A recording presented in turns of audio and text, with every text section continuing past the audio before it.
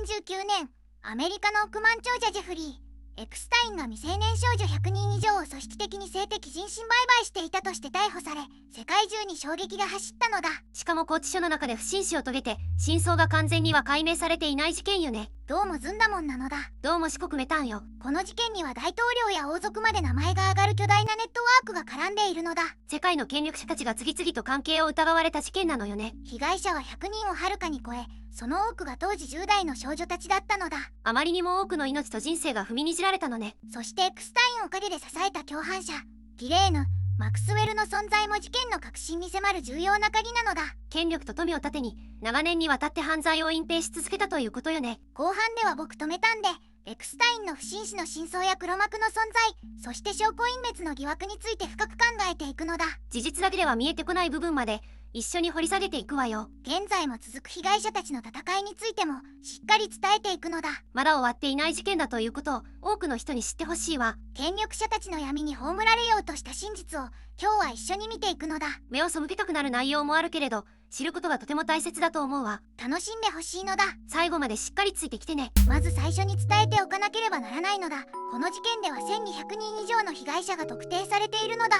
1200人以上ってもはや個人の犯罪じゃないわよね。そうなのだ。これは一人の男が作り上げた巨大な性的搾取のネットワークだったのだ。なぜそんな組織が長年にわたって存在できたのか本当に理解できないわ。富と権力と人脈、そしてアルタネの保護があったからこそ成立していたのだと思うのだ。その仕組みをちゃんと理解しないとこの事件の本質は見えてこないのね。では順番に話していくのだ。ジェフリー・エクスタインとは一体何者だったのか、まずそこから始めるのだ。お願いするわ。エクスタインは1953年にニューヨークのブルックリンで生まれた数学の才能に恵まれた人物だったのだ。数学の才能？犯罪者のイメージとはかけ離れているわね。彼は20代でウォール街の投資銀行に潜り込み、巨額の資産を築いていったのだ。1980年代には独立して資産管理会社を設立しているのだ。どうやって財を成したのか実はよく分かっていないのよね。そこが重要な点なのだ。資産の出所が不透明で、クライアントはごく一部の超富裕層に限られていたと報じられているのだ。表の顔はまともな投資家に見せかけていたということね。1990年代に入ると、エクスタインはニューヨーク、フロリダ州パームビーチ、カリブ海の私有島など複数の豪邸を所有するようになっていたのだ。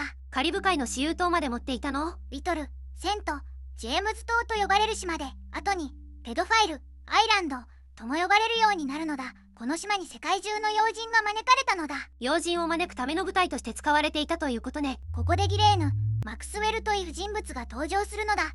英国の新聞王ロバート・マクスウェルの娘で、英国社交界に強力なコネクションを持っていたのだ。彼女がエクスタインのパートナーになったので。文春オンラインの報道によると、マクスウェルはエクスタインの邸宅の管理を取り仕切り、シェフや運転手、清掃員まで自ら面接して雇っていたのだ。表向きは有能なマネージャーのように振る舞っていたのね。従業員からは屋敷の女主人と呼ばれていたのだ。パーティーでは途方もなくもてなし上手だったと出席者が証言しているのだ。でも実際にやっていたことは少女たちを罠にかけることだったわけでしょ。そうなのだ。マクスウェルが組織の中で果たした役割は単なる管理者ではなかったのだ。少女たちを探し出し、勧誘し、そして支配下に置く、その革新的な役割を担っていたのだ。どうやって少女たちに近づいたのかしら。主なターゲットは経済的に不安定な家庭の10代の少女たちだったのだ。マッサージの仕事がある、いい収入になるという名目で声をかけていたと伝えられているのだ。貧しくて助けを必要としている子たちが狙われたのね。フロリダ州パームビーチ周辺の地域が主な勧誘エリアで、最初は比較的裕福な高校生が仲介役として同級生に声をかけるという連鎖的な構造があったのだ。被害者が次の被害者を連れてくるという仕組みだったの？そうなのだ。一度取り込まれた少女が新たな少女を紹介することでネットワークが広がっていったのだ。これが組織を拡大させた大きな要因の一つだったのだ。被害者を道具として使うなんて本当に悪辣な仕組みよ。そして少女たちが一度邸宅に入ると、そこから抜け出せない状況が作られていったのだ。この後その支配の仕組みについて話すのだ。聞くのが辛いけれど続けてちょうだい。文春オンラインの報道によると、少女たちの着替える姿や性行為の場面が録画されていたのだ。これが後の口止めの道具として使われたのだ。録画して弱みを握るなんて計画的すぎるわよ。さらに身分証を取り上げられたり、家族に連絡できない状況に置かれたりすることもあったのだ。逃げようとすると報復を匂わせる言葉をかけられたと証言している被害者もいるのだ。完全に逃げ道を塞がれていたのね。では被害者たちの実像についても触れていくのだ。最も有名な被害者の一人がバージニア・ジュフレイさんだったのだ。彼女は実名で告発した勇気ある女性よね。そうなのだ。 BBC の報道によると、ジュフレイさんは2000年の夏、16歳の時にフロリダ州のトランプ市の指定マール・ア・ラーゴで働き始めたのだ。あのマール・ア・ラーゴで働いていたの？そこでマクスウェルに声をかけられ、エクスタインのネットワークに引き込まれていったのだ。ジュフレイさんの姉妹によると、マール・ア・ラーゴで餌食にされたという言葉を残しているのだ。まだ16歳の子が豪華な場所に誘い込まれて本当に胸が痛いわ。ジュフレイさんはその後、長年にわたって性的虐待を受け続けたのだ。さらに世界中の権力者たちのもとに連れて行かれたと法廷で証言しているのだ。世界中の権力者たちのところへということ？そうなのだ。ジュフレイさんはアンドリュー A 王子からも性的被害を受けたと訴えているのだ。2021年には実名でこの告発を行い、世界的な注目を集めたのだ。王族まで関与していたなんて、この事件の闇の深さを改めて感じるわ。ジュフレイさんは2025年に自らの命を絶ったのだ。 BBC の報道によると、彼女の遺族が現在もなお正義を求めて活動を続けているのだ。勇気を持って告発した彼女がそんな最後を迎えてしまったなんて本当に悲しいわ。被害者はジュフレイさん一人ではないのだ。その数は1200人以上とされ、多くがパームビーチ周辺の経済的に困窮した家庭の少女たちだったのだ。1200人という数字を改めて聞くと言葉が出ないわ。被害者の多くは長年声を上げることができなかったのだ。なぜなら権力者たちとのつながりを持つエクスタインの組織に立ち向かえるだけの力が彼女たちにはなかったからなのだ。そもそも最初から力関係が圧倒的に不平等だったのよね。日本との制度的な違いについても触れておくべきだと思うのだ。アメリカでは連邦法と州法が複雑に絡み合うため、性的人身売買の取り締まりは州をまたぐ事案になると管轄が複雑になるのだ。日本だと都道府県をまたいでも捜査機関の管轄はもう少しシンプルよね。エクスタインはまさにその制度の隙間を巧みに利用していたのだ。フロリダ、ニューヨーク、バージン諸島と活動拠点を分散させていたのだ。意図的に管轄をまたぐように動いていたということね。さらに2008年にエクスタインが一度有罪となった時、驚くべき司法取引が成立していたのだ。この判決の異常さが後に大きな問題となるのだ。有罪になっていたの？それでなぜ犯行を続けられたの？2008年の司法取引は後に史上最悪の司法取引と呼ばれることになるのだ。エクスタインは本来なら終身刑になりうる重罪で起訴されるはずだったのだ。それがどうなったの？フロリダ州の連邦検察官アレクサンダー・アコスタがエクスタインと非公開の司法取引を結んだのだ。売春を斡旋した罪で州の刑罪として処理し、わずか13ヶ月の拘禁で釈放されたのだ。13ヶ月？何十人もの少女に被害を与えておいてたった13ヶ月なの？しかもその拘禁は自宅軟禁に近い形で、週6日は外出して自分のオフィスで仕事を続けることが許されていたのだ。被害者たちにはこの取引の存在すら知らされていなかったのだ。被害者に知らせずに？それは被害者の権利を完全に無視しているわよ。後にこの司法取引は連邦法の犯罪被害者の権利法に違反すると裁判所が認定したのだ。アコスタは後にトランプ政権で労働長官に就任したが、この問題が再燃して2019年に辞任に追い込まれたのだ。権力者とのつながりが司法の判断にまで影響していたということよね。釈放後もエクスタインの活動は止まらなかったのだ。2009年から2019年にかけて、彼はニューヨークの大豪邸やバージン諸島のプライベートアイランドを拠点に被害者の勧誘を続けていたのだ。再犯フラグが完全に現実になってしまったのね。ここで組織の構造を整理したいのだ。エクスタインの犯罪ネットワークは3つの層に分かれていたのだ。頂点にエクスタインとマクスウェルがいて、その下に勧誘役の女性たち、そして被害者となる少女たちという構造だったのだ。被害者の女性が次の被害者を連れてくる仕組みになっていたということ？そうなのだ。マクスウェルはその仕組みの設計者だったのだ。貧困家庭や不安定な環境にいる10代の少女を見つけ出し、金持ちの家でマッサージをするだけでお金が稼げると甘い言葉で誘い込んだのだ。弱い立場の子たちを狙って近づいていたのね。邸宅に連れ込まれた少女たちは着替えや性行為を隠しカメラで録画されていたと報告されているのだ。その映像が後に脅迫の道具として使われたとも証言されているのだ。証拠を使って口を塞いでいたということよね。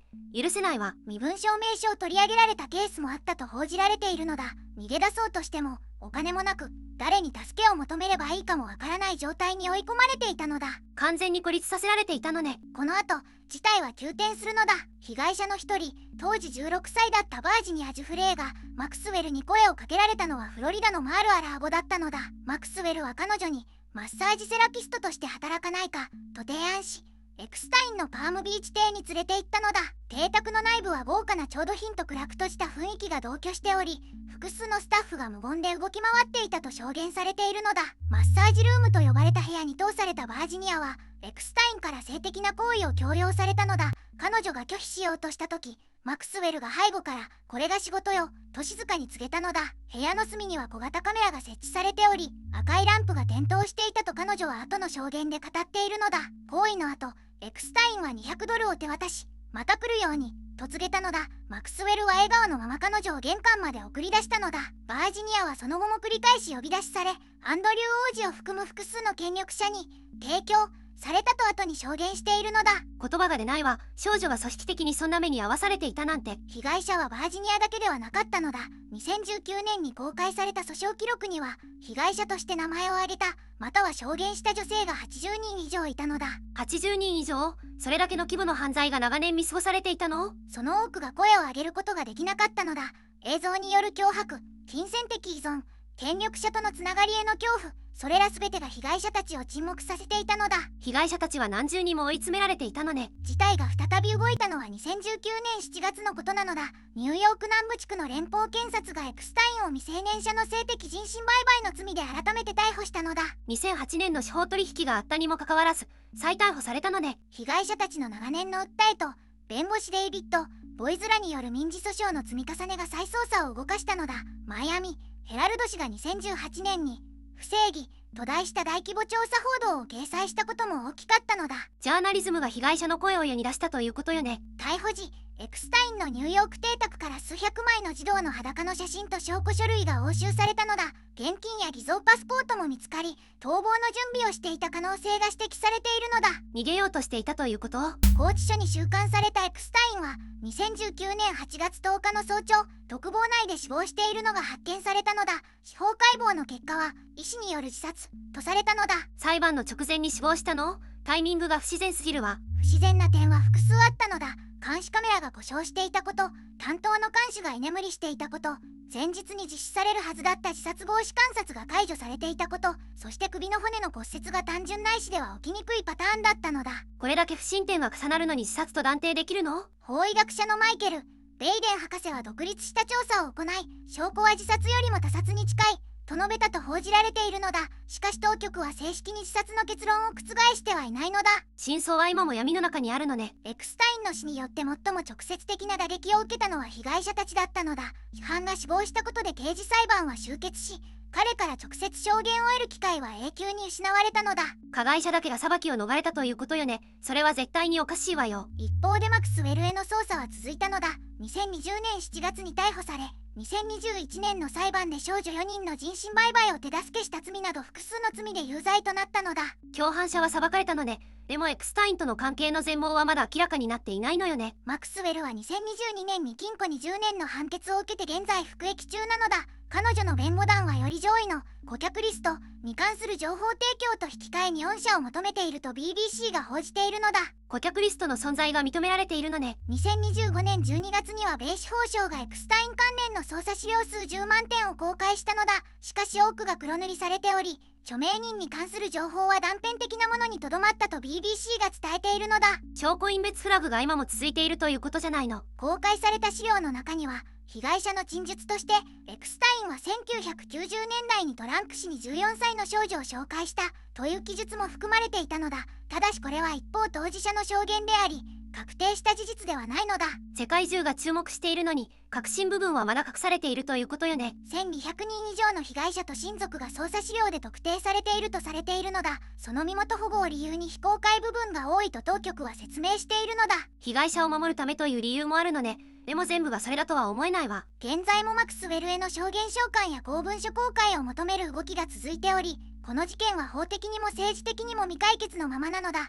最初の逮捕から20年以上が経過した今も真相の全容は明らかにされていないのだ。被害者たちはずっと待ち続けているので、ここからは僕とメタンの見解を話したいのだ。事実だけじゃわからない部分について私たちなりに考えてみるわよ。まず考えたいのは、なぜこれほど多くの少女たちが組織に取り込まれてしまったのかという点なのだ。被害者は1200人以上とも言われているのよね。なぜそんなに多くの人が逃げられなかったのかしら。勧誘の入り口を思い出してほしいのだ。マクスウェルたちが最初に近づいたのは経済的に余裕のない若い女性たちだったのだ。マッサージで報酬がもらえるという話から始まったのよね。普通のアルバイトと変わらない話に聞こえた少女も多かったはずなのだ。最初の1回は本当にマッサージだけで終わり、報酬も払われたという証言も残っているのだ。最初はちゃんとした仕事に見えたということ？そうなのだ。これが心理学でいうフット、イン、ザ、ドアの手口なのだ。小さな依頼を承諾させることで次第により大きな要求を断りにくくさせるのだ。一度関わってしまうと断ることが難しくなっていくのね。さらにエクスタインの屋敷に足を踏み入れた時点で心理的な力関係が一気に変わるのだ。豪華な内装、著名人の写真、大勢のスタッフ、圧倒的な富の空気が少女たちを飲み込んでいったのだと思うのだ。環境そのものが支配の道具になっていたということかしら。まさにそうなのだ。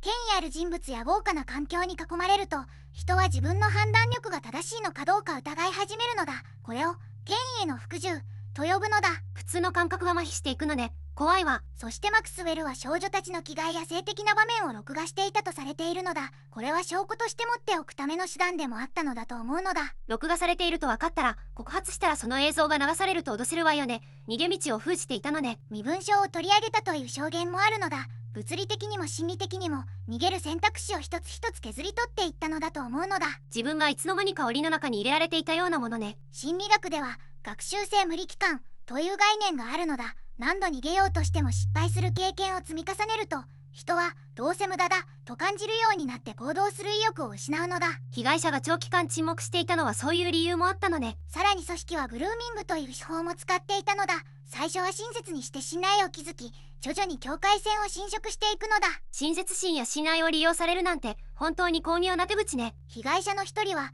最初はとても優しくしてもらい、特別に扱われていると感じたと語っているのだ。その感覚こそが支配の入り口だったのだと思うのだ。自分は特別と思わせることで警戒心を解いていたのね。僕が特に重要だと思うのは、被害者たちがこれは普通ではないと認識するまでに時間がかかったという点なのだ。毎回少しずつ逸脱していくから、どこが境界線だったか自分でもわからなくなるのだ。正常と異常の境界がぼやかされていくのね。それが一番怖いわ。マクスウェルは英国社交界のコネクションを生かし、王族や政治家とのつながりを見せることで、ここから逃げたら自分がどんな目に遭うかわからないという恐怖を与えていたとも考えられるのだ。権力者たちの名前を盾に使っていたということね。それは卑劣すぎるわよ。権力への恐怖は非常に強力なのだ。相手が大統領や王族とつながっていると思えば、警察に行くことさえ無意味に感じられてしまうのだ。実際に長年誰も告発できなかったことがそれを証明しているわよね。また被害者の多くが自分も何か悪いことをしてしまったという罪悪感を植え付けられていたのだと思うのだ。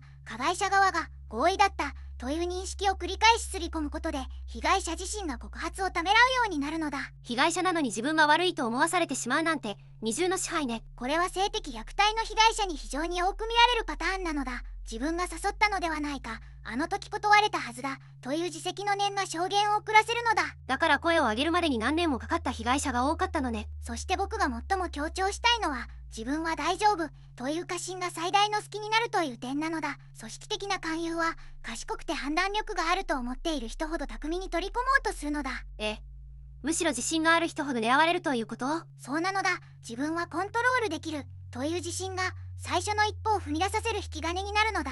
少し稼いだらやめればいいという感覚が気づいた時には逃げられない状況を生んでいるのだと思うのだ。自分は見極められると思っているうちに深みにはまっていくのね。エクスタイン組織が長年機能し続けたのは、こうした心理的支配の技術が非常に洗練されていたからなのだ。暴力だけでなく、信頼、恐怖、罪悪感、孤立という4つの武器を組み合わせていたのだと思うのだ。暴力がなくても人は支配できるということよね。それがこの事件の最も恐ろしい本質だわ。僕はやっぱりこの組織の本当の強さは、逃げたくても逃げられない状況を意図的に設計した点にあったのだと思うのだ。私も同じ見方よ。被害者を責めるのではなく、その設計の巧妙さこそ問われるべきだわ。次にエクスタインという人物がどうやってあれほどの権力を維持し続けたのか、僕なりに考えてみたいのだ。資産家というだけじゃあれだけの人脈は作れないわよね。何か別の力があったはずだわ。僕が注目するのは、エクスタインが情報を持つ者として機能していたという点なのだ。邸宅や島での行為を録画し、要人たちの弱みを握っていたとされているのだ。つまりカリスマ性や金銭だけじゃなく漂白材料を蓄積することで権力を維持していたということ？そうなのだ。マクスウェルが少女たちの危害や性行為を録画していたという証言があるのだが、それは被害者への支配だけでなく、関係した要人たちへの保険でもあったと思うのだ。権力者たちを招き入れながら同時にその弱みを記録していたわけで、それは恐怖による支配そのものだわ。カリスマ性、金銭、恐怖の3つを組み合わせていたのだが、僕は最終的に最も強い柱は恐怖による相互依存だったと思うのだ。関係した者全員が秘密を暴露される恐怖で沈黙を守らざるを得なかったのだと思うのだ。でも金銭的な依存という見方もできないかしら。マクスウェル自身もエクスタインへの財政的依存があって、だから共犯関係が続いたとも言えるわよ。確かにそれもあるのだ。マクスウェルは父親の死後に経済的に苦しくなり、エクスタインに依存するようになったとされているのだ。金銭と恐怖が組み合わさって組織全体を縛っていたのだと思うのだ。つまり上からも下からも誰も自由に離脱できない構造になっていたということね。僕はやっぱりエクスタインの権力の革新は全員を共犯者にする設計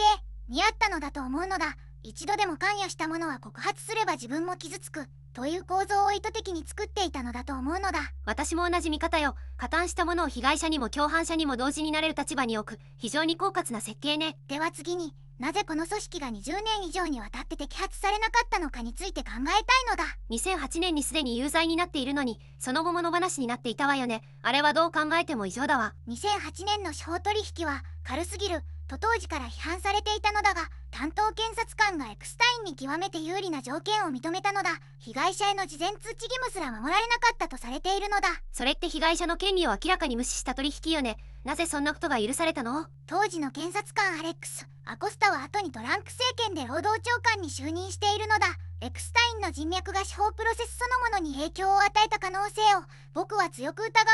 権力者と司法の癒着が被害者保護よりも優先されたということね。それは制度の失敗じゃなくて制度の悪用だわ。警察についても同様の問題があるのだ。フロリダ州パームビーチの警察はエクスタイン邸の状況を把握していたにもかかわらず、捜査が何度も止まっていたとされているのだ。地元の警察がすでに知っていたのに動かなかったということ？捜査に関与した元刑事の証言によると、捜査が上層部によって止められたと感じたと語っているのだ。地元の富豪で政治的なコネを持つ人物への捜査には組織的な抵抗があったと思うのだ。警察内部でも圧力がかかっていたとしたら、被害者たちには逃げ場がなかったということよね。メディアについても触れたいのだ。ニューヨークタイムズを含む主要メディアはエクスタインの人脈の広さを知りながら長年にわたって大きく報じなかったのだ。なぜメディアも沈黙していたのかしら。取材上の制約だけとは思えないわ。広告主や関係者への配慮、あるいは名誉毀損訴訟への恐れが働いていた可能性があるのだ。エクスタインは高額な弁護団を持ち、メディアへの法的圧力も辞さなかったとされているのだ。被害者たちが何年も声を上げていたのに報じられなかったということね。それがどれほど苦しかったか。2019年にマイアミヘラルドのジュリー・ブラウン記者が粘り強い調査報道で事件を再び世に出したのだ。あの報道がなければ2019年の再逮捕もなかったかもしれないのだ。一人の記者の執念が組織全体の沈黙を破ったわけね。それは本当に重要なことだわ。そして拘置所内での死亡についても考えたいのだ。監視カメラが故障し、看守が居眠りをし、自殺防止措置が解除されていたという状況は偶然が重なりすぎているのだと思うのだ。これだけの条件が重なって単純な自殺と結論つけるのは確かに無理があるわよね。法医学者のマイケル・ベイデン博士は遺体の頸部の骨折パターンが考察と一致すると指摘しているのだ。もちろん確定ではないが、独立した検証が阻まれている現状がより疑念を深めているのだと思うのだ。最も重要な証人が裁判前に死亡し、その状況が十分に検証されていない。これが未解決のまま残っている理由だわ。関係した要人たちの名前が記されたクライアントリストの存在も重要なのだ。マクスウェルの裁判で一部が明らかになったが、多くはまだ黒塗りのままなのだ。そのリストが完全に公開されれば事件の全貌が変わるかもしれないのね。2025年に司法省が公開した資料も多くが黒塗りで、民主党はトランプ大統領を守るための選択的開示だと批判しているのだ。どの政権であっても権力者の保護が透明性より優先されている可能性があると思うのだ。被害者の正義より政治的な配慮が先に来るなら、司法制度そのものへの信頼が揺らぐわよ。僕はやっぱりこの事件が20年以上摘発されなかった最大の理由は、権力者同士の沈黙の連鎖が制度のあらゆる層に張り巡らされていたからだと思うのだ。警察も検察もメディアもそれぞれの理由でその連鎖の一部になっていたのだと思うのだ。私も同じ見方よ。個々の怠慢や腐敗ではなく、システム全体が被害者の声を封じ込める方向に機能していたということね。この事件が問っているのは、権力の監視とは一体誰がするのかという問いだと思うわ。というわけで今回はジェフリー・エクスタイン事件、そして彼の死後も続く黒幕への疑惑と証拠隠滅の構造を解説したのだ。どうだったメタン？権力者たちの沈黙の連鎖という澄んだもんの見立てが聞けば聞くほど説得力を持って感じられたわ。20年以上にわたって少女たちが犠牲にされ続けたという事実は制度の失敗そのものだと思うの。仮説パートで話した誰が権力を監視するのかという問いは、この事件が終わった今も答えが出ていないわよね。被害者の女性たちは幼い頃に夢や未来を奪われ、長年にわたって声を上げても信じてもらえない苦しみを抱え続けたのだ。バージニア・ジュフレイさんのように真実を世界に訴え続けた勇気は決して忘れてはならないのだ。彼女たちの痛みと勇気がこの事件を歴史に刻み続けているので、安らかに眠ってほしいと心から思うわ。ここまで見てくれてありがとうなのだ。チャンネル登録と高評価をしてくれると嬉しいわ。概要欄に再生リストも貼ってあるからぜひ見てほしいのだ。コメント欄ではこの事件についてみんなの意見を聞かせてね。また明日なのだ。